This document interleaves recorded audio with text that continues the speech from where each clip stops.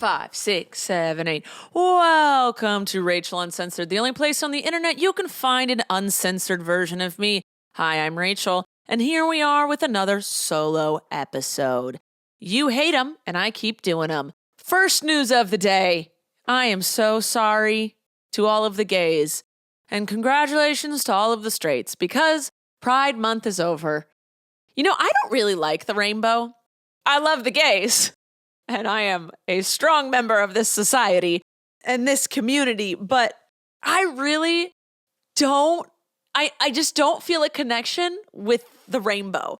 And I don't like it's this like the symbol of gays. When people send me rainbow stuff, I think it's adorable. I love it. Allies, community, let's do it. I love everything the rainbow stands for. But the rainbow itself, I am never drawn to it. I get excited when I see it because I'm like, gay. But I always feel so weird during Pride Month where I'm like, I don't want to cover myself in rainbows. I don't want to plaster it everywhere. I have a pride flag. I will always wave a pride flag around. But I just kind of sometimes maybe feel a little left out because everyone gets so excited to paint themselves in rainbows. I'm like, it's not for me. I like a forest green, a lavender, maybe. These are my colors. Black, white, beige. Those are really nice to me. I can't bring myself to be like, let's put on a rainbow t-shirt, son.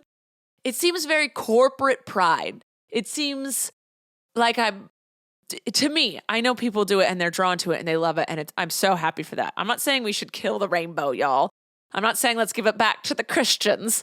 I'm saying I personally am not drawn to wanting to wear a rainbow, just like some people aren't drawn to bright colors or not drawn to wearing all black. And I just feel off with it. It's like how I feel when I wear a dress. It just doesn't feel right. So Pride's over. So I don't have to be confronted with that for another year. But there's just a part of me where I'm like, I think I scream gay already. Like you look at me and you know. You have to be like drunk and dumb to not realize that I'm gay. So I guess I don't feel the need to plaster it on my body. I feel really bad for all the femmes out there who are like, how do I let people know that I'm gay? First off, if you're in gay, that's not a sentence. If you're gay and you're in tune with your emotions, you can spot a gay. You can see a femme and know if she's gay or not. But I think maybe that's why people really like no, people just are drawn. I was going to be like, that's why they like the rainbow, because they feel they need to wear it. No, that's just me trying to justify myself. I don't need to do that. It's over. This is my rant. I'm done. Let's go to the question of the day, shall we? Serious question, no judgment. Do any of you vape or smoke? I personally do not. I've always thought cigarettes smelled bad and they're dirty, and I've never associated them with something positive. I see butts all over the ground and at the beach, and they're filthy for the environment. To me, it's like, blech. I never wanted to be a part of that. I thought it was gross. I actually have a thing when I date people, I'm like, I really will find you way less attractive if you smoke cigarettes. I'm sorry, I can't help it. And that's my issue, right? But a lot of people in my circle vape, and I refuse to take part in it because it's a bad habit I don't need. It's not good for you, and I don't crave it now. I'm not addicted to it now, so why would I start? I'd have no need for a nicotine high. I don't need to spend my money on that, and I can get addicted to things, and I like to check myself. I know I have an addictive personality, so I'm always checking myself, and that seems like something that does not need to be a part of my daily life or of my weekend rituals. No, thank you. I know that sometimes it looks cool, like when people are like, I started vaping or I started smoking because people look cool when you're doing it, and other people are like, why is that cool? No, I get it. Sometimes people look fucking cool doing it. Also, those vapes, evil. They all should be banned. And everyone I know who vapes wants vapes to be banned because they're addicted to it and they hate that they're addicted to it. But those things smell good. They smell so good. Like, I don't mind when my friends vape around me and they've got like cherry bubble gum freeze berry blast. And I'm like, give it to me. Blow it in my face. It smells so good. But I personally refuse to take part in it because why would I need to? I have so much serotonin. I don't have anxiety. except if I do something really fucking dumb. And then, that is an emotion that comes up. But I don't have like chronic anxiety. There's no need for me to pick up that habit, so I don't. But I understand when people do it. Cigarettes, though, I'm like, that's rude. You're ruining the environment, and secondhand smoke is a thing. Don't let that around me. You smell bad. It smells bad. Maybe if it smelled like sugar pussy plum gumdrop berry nuggets, then I'd be like, sure, I get it. But cigarettes, they smell bad. They're bad for the environment. It's just dirty to me because people leave them everywhere and it's gross. And like they leave this smoke. If you go to like a smoker's car, their house, it's just like grime everywhere. I just relate it to dirty. But vapes, they are bad for the environment if you just trash them everywhere. And of course, they're made of plastic and that bullshit, so it's not good. But the secondhand, I enjoy the smell of them. So I don't judge that shit. But I really do think in a few years, 10 years, 20 years, they're going to look at vaping is just as bad for you as cigarettes. There's just going to be a different type. And they're going to be like, I can't believe we'll let people vape inside and blah, blah, blah, blah, blah. I talked about this with Abby.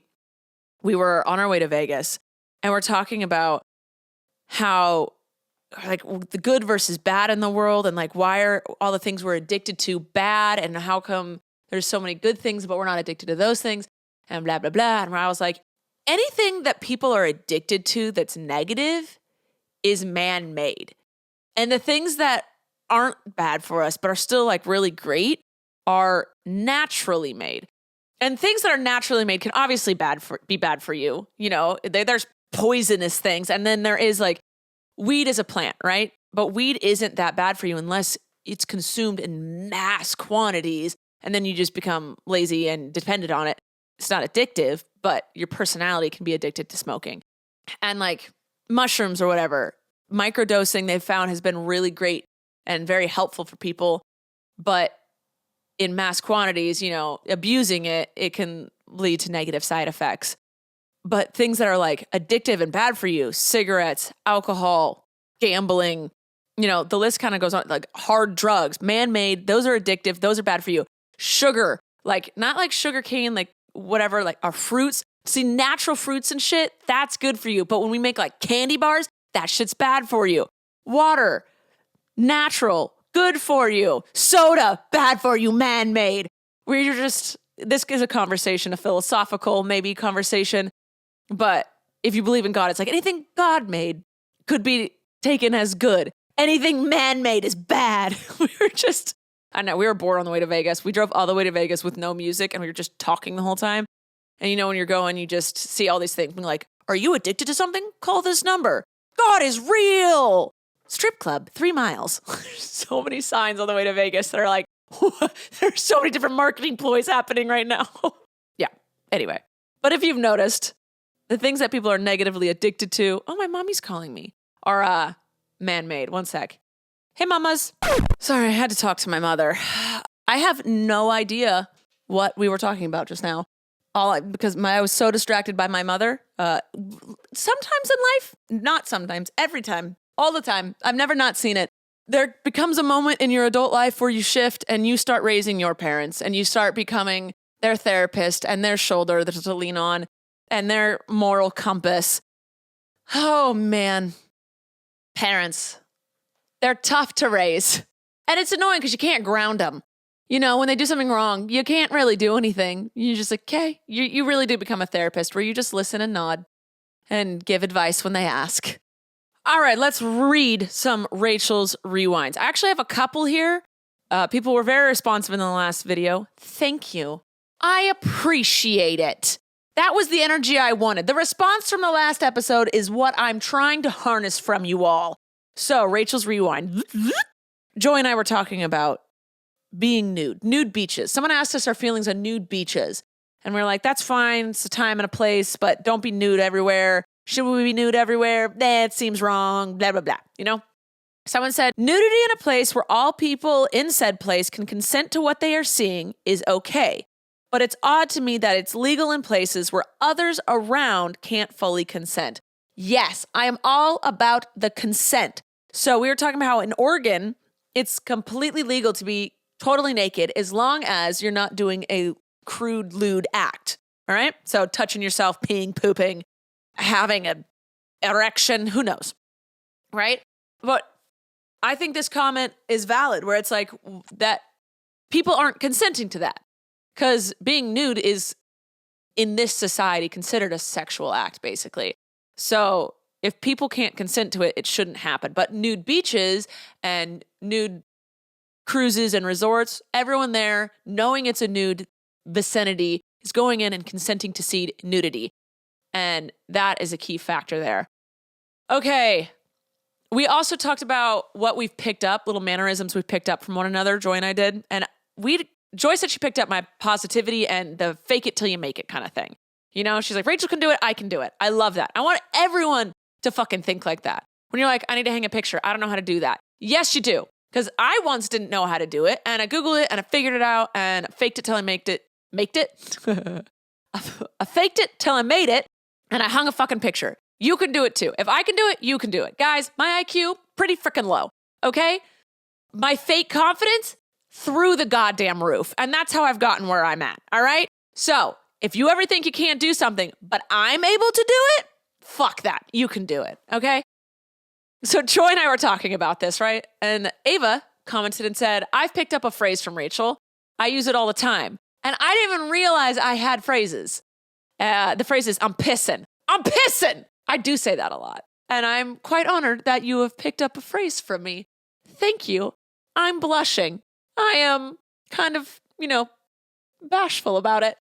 All right, and then one more thing. Joy and I were talking about microblading, tattooing your eyebrows.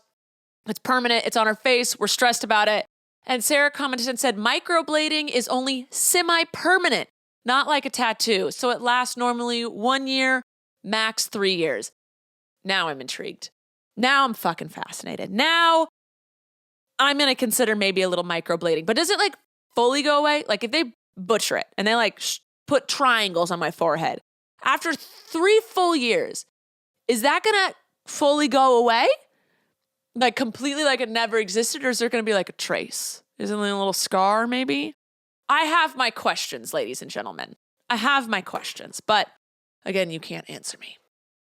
All right, now we're going to move on to 101 things that piss me off. We're going to read an entry from my book. Joy's not here to giggle about it, but I'm still going to read it to you guys. Here we go. Number 43. You know what pisses me off? That society says I can't pick a wedgie in public. Guys, I still stand by this. Maybe not as strongly, but here it is. Because guess what? I'm going to pick it anyway. Why should I walk around with my underwear shoved up my butt crack? That's uncomfortable. I'm going to pick that bundle right out of there no matter where I am, and it's gonna feel good. Seriously though, society tells me to wear a thong, then gets pissed when I try to make it a little less uncomfortable. No thank you. I'll wear your thong, sir, but I will also pick it from my buttocks. And then I put a picture that I took in a supermarket of me picking a wedgie. I stand by this. Y'all, I am always picking my wedgies, and I'm sure it's like an ick my friends talk about behind my back, but I don't care. I don't understand how you could not. If I have a wedgie, because like your thong can sit and be normal and it's fine, whatever. But then sometimes it gets a little too in there, and it's just like a little too uncomfortable, hitting the wrong hemorrhoid, right? You're like, I got to get that out. Because if you don't, that's all you're going to think about. You don't care that Susie Sally Mae is telling you about her boyfriend's stupid. Her boyfriend's always stupid. I've heard it before. But right now, I don't even care because I'm getting fucking split in half by a piece of cotton. That one I stand by. I had nothing exciting planned for you today except reading more Am I the Assholes? So if you hate them, you can click off now. See you next week. It was a pleasure having you here for this last 15 minutes. But if you love these, or you just have literally nothing else to do, here we go. Let's dive right in. Am I the asshole for telling my daughter that she is an adult and it is her fault she lost her scholarship? I am also not paying her tuition, so she needs to drop out or take on some debt. This sounds like there is a huge backstory to this. So let's take a look-see. My daughter, 19-year-old female, got an outside scholarship for college. It was enough that she wouldn't need to take out loans. I was clear with all the kids that I could not afford to put them through college. I would pitch in when I could, but overall, it is on them. Okay. The scholarship had a few conditions, but the important one was her GPA. She needs to maintain a 3.5 GPA or up. She did. The issue is she never turned in the paperwork. Oh, shit. So she book smart, but she ain't street smart. Also, that's a high GPA to maintain. Good for her. Again, you may be able to take tests, but are you able to put in the actual work to get things done? She needed to go and submit her grades to the website so they could renew her scholarship. She didn't, and the deadline was last month. She found out since the money usually comes in by now. She actually looked at her email and it was there. She lost $20,000 because she couldn't do paperwork or look in her email. She's been upset since and has a horrible attitude. We got in an argument since she blames me for this. I told her she's an adult and it's all her fault she lost the scholarship. I also informed her that I still would not be helping with the tuition. I literally can't, and she needs to drop out or go somewhere cheaper or take out loans. She called me a heartless jerk. Whoa!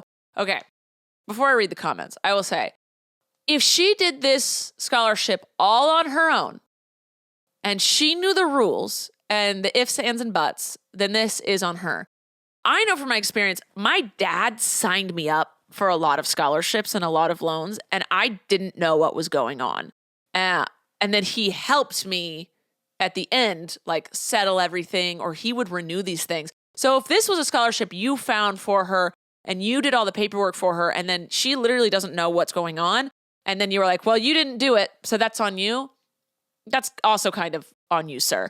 But if this is her thing she did on her own, and you weren't a part of it, then this is fully on her. People say when you're 18, you're an adult. I highly disagree. Before you're 18, no one treats you like an adult. So you don't know how to act like one, even if you think you do. I understand being 17, 18, being like, I can do things on my own, blah, blah, blah. There's so much world that you have yet to experience. And I think that's what truly makes you an adult, is your experiences and things like that. And it takes a lot more than 18 years. It's insane to me that we treat 17-year-olds like children, and then the second they turn 18, being like, okay, you're on your own. Figure it all out now. There's no grace period. And I think from 18 to 21 should be a grace period. Yeah, your brain's not even fully formed at those points yet, but you're capable of doing everything. You just might not have ever had to do any of these things. So how are you expected to know? Right? So I get that this 19-year-old is very easy to have fucked up, completely forgot, or didn't look at her email because it's summer, or some bullshit like that. I get that is possible because her whole life she's been treated as a child because she was one. And I think you need a little grace and a little hand-holding to get people to actual adulthood. I want to know more questions. Like, how involved were you with her getting the scholarship? Did you know there was a deadline and just didn't tell her? I'm curious as to why she thinks it's your fault instead of this all being her fault. Like, if I found a scholarship on my own, my dad had nothing to do with it, and I fucking forgot about something, why I would never blame my father or my mother. Okay, someone commented, and the OP responded, info, have you ever been the kind of parent that hovered and nagged and held her hand through all the paperwork to get admitted and get the scholarship and then just went hands off? Or have you been teaching her all along through high school to keep track of her own stuff and her own deadlines? This is exactly what I was getting at. Ultimately, yes, this is a lesson we all need to learn sooner or later, and it sounded like this one is going to hit hard. As a parent, I really sympathize for both of you. And then the OP responded and says, in the middle, in high school, and all easy paperwork was handled by her. She definitely knows how to do paperwork. Also, you need to add your judgment to your first comment. Oh, the person didn't say if they thought it was an asshole. The person who commented really said, I think you're both kind of the asshole.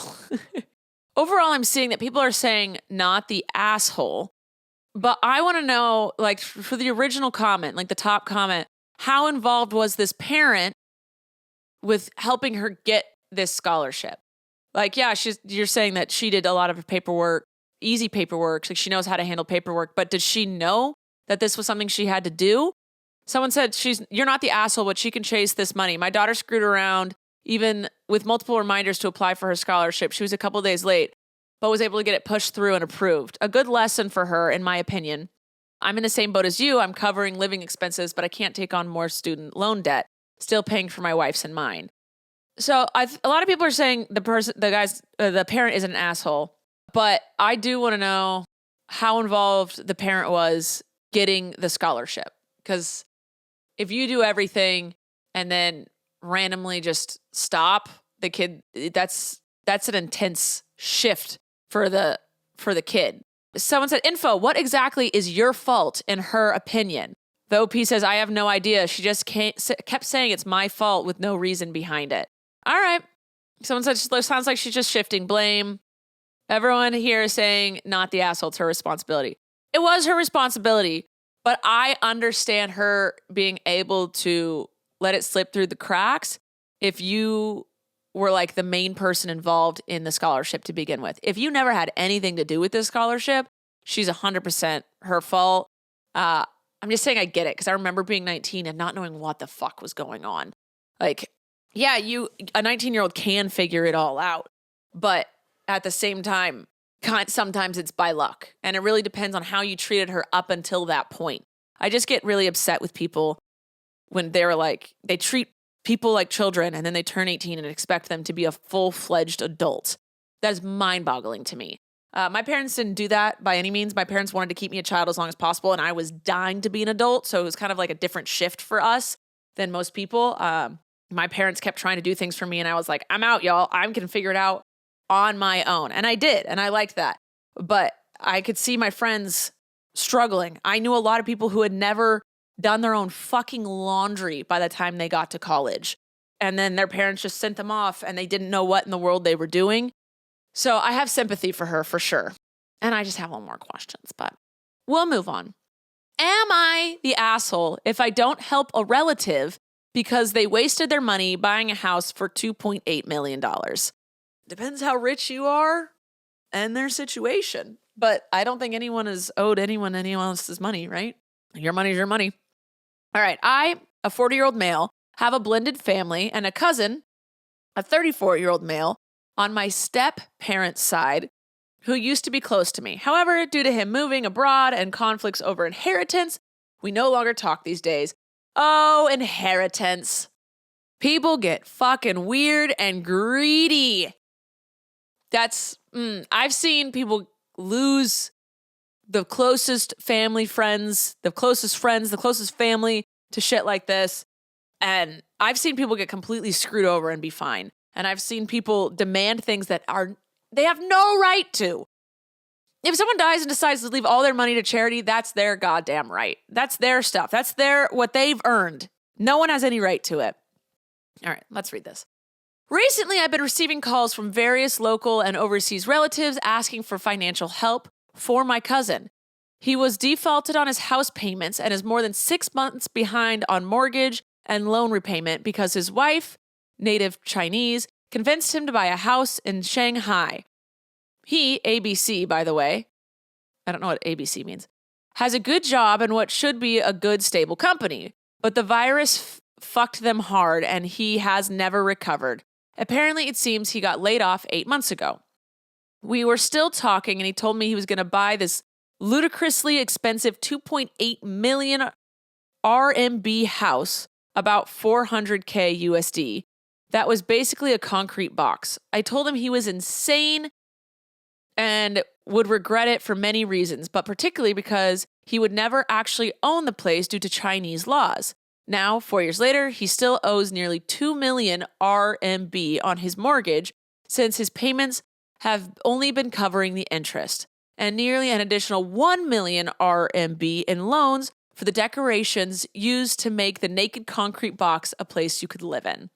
I am a teacher in the US and don't earn enough money to own my own damn house.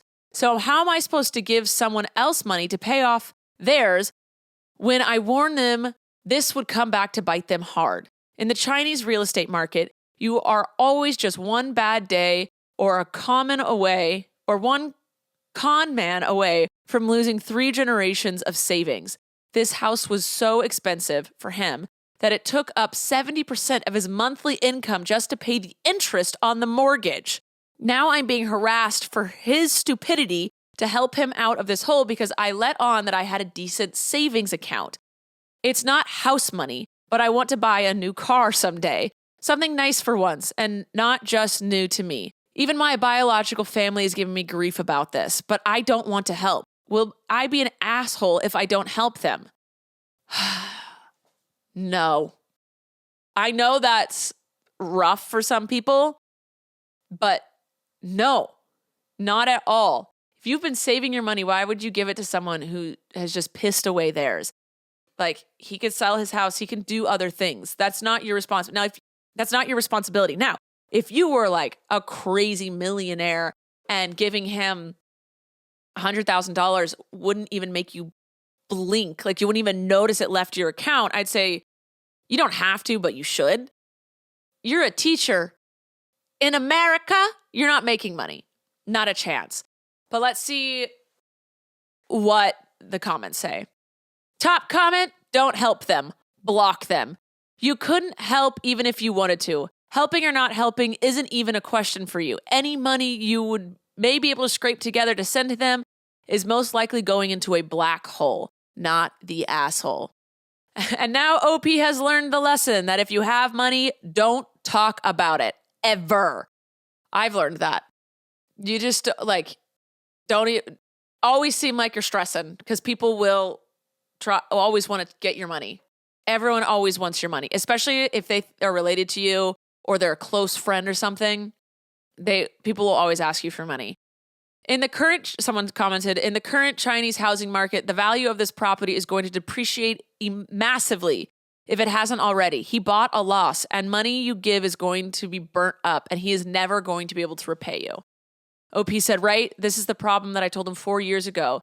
That crap concrete box was worth nothing as soon as something happens. But his wife, her family, and his kept saying the property is how you save money. It's an investment. It will always be worth more. Now look at him. The house is worth nothing and he owes a fortune. Yeah, this isn't even like a thought to me. And then OP said, thanks for the comments and reassurance. Asian family guilt is a crazy WMD on its own. Yeah, so they are trying to get everyone to donate to the cousin.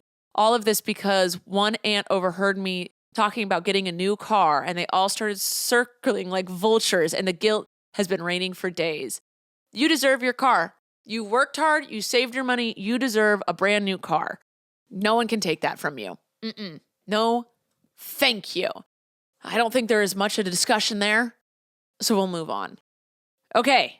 Am I the asshole for planning to get married before my brother and his girlfriend do? No, I don't know. Why would that be an issue? Is it a race? Let's find out. I, a 28-year-old female, have been with my boyfriend, a 29-year-old male, for nearly 2 years, and we have a 6-week-old daughter together. I couldn't speak just now. They have a six. Why can't I say the word six? 6-week-old daughter together. I know we're moving quick, but we're planning on getting married this October.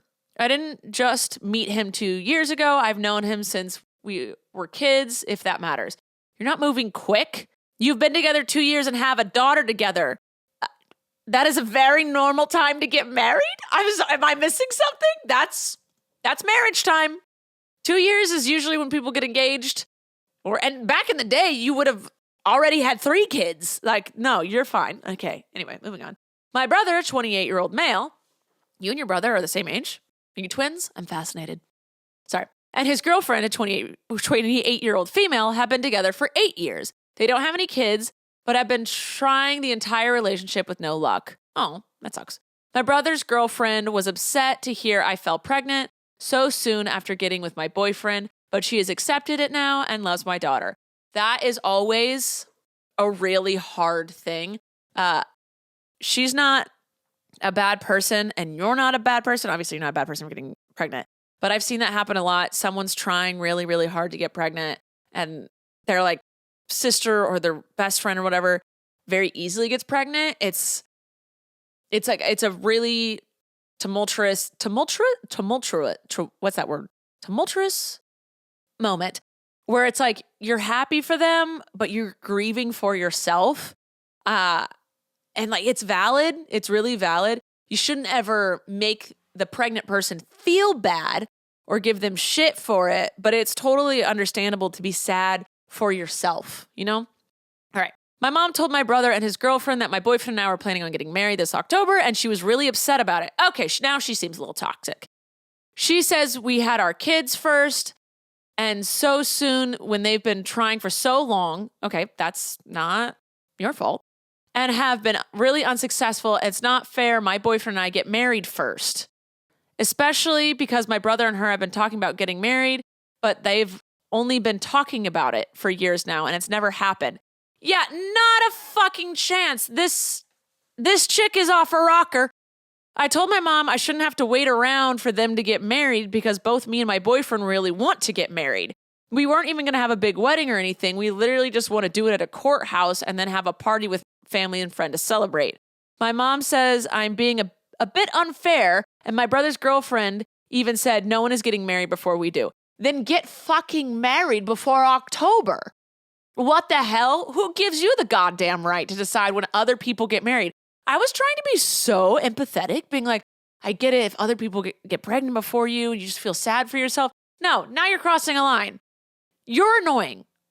Get your shit together. Immediately, you are not the asshole. Throw a big wedding. I'll pay for it. God damn it. No. Have more babies. That's mean. But get married. If I see anyone saying that the OP is the asshole, I'm going to slap them myself. Oh, okay. So first comment. Info. As others said, why are you/they like this? Why are you competing when it doesn't matter? Why can't y'all just be happy about your own paths? Or really, is she mad at your brother for not proposing after 8 years? If they want to get married first, they can. Do it. Or are they getting married? Or are they getting married that was scheduled earlier but for a later date? IG last year, they said fall 2025, and now you're just sweeping in. OP says they don't have a date. All they've done is talk about getting married, and it's never gone any further than that. They've only been talking about it for years. I'm not competing with anyone. I want to marry my boyfriend because we love each other and have a child together. Someone said, I can see why she's upset, but she's upset with the wrong person. Someone else said this, brother's girlfriend is angry that she's not married, and instead of being angry at her boyfriend for dragging his feet and wasting her time, she's angry at you.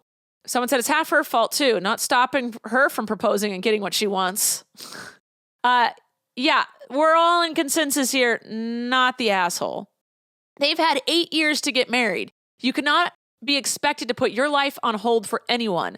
They are being selfish by asking you to put your life and your boyfriend's life and your daughter's life on hold indefinitely. What happens if they take another 8 years? Congratulations on your baby and your marriage. Enjoy your life on your timeline.